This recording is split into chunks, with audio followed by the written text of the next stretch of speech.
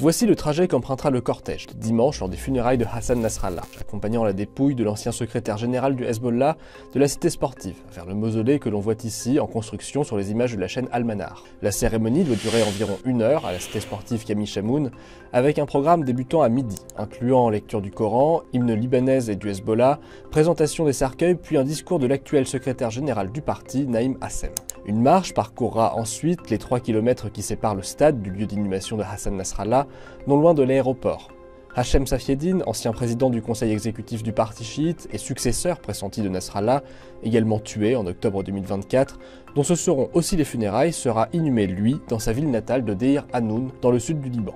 Le Hezbollah tournera ainsi dimanche la page de 3 décennies de direction de Hassan Nasrallah lors de funérailles auxquelles il espère bien une participation massive. Elles seront en effet un moment très important pour le parti qui entend bien en faire une démonstration de sa présence politique. Des centaines de milliers de personnes sont ainsi attendues dimanche et nous vous indiquions dans cet article du 15 février que les hôtels ont vu le nombre de réservations monter en flèche à la date des funérailles et aux alentours.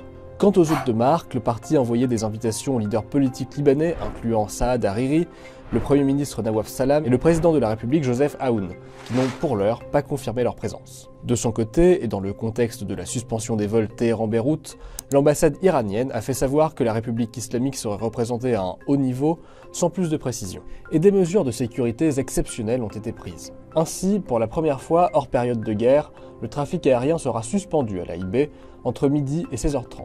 Les vols devraient être reprogrammés, sauf pour les compagnies aériennes Air France et Emirates, qui ont suspendu leurs vols pour la journée.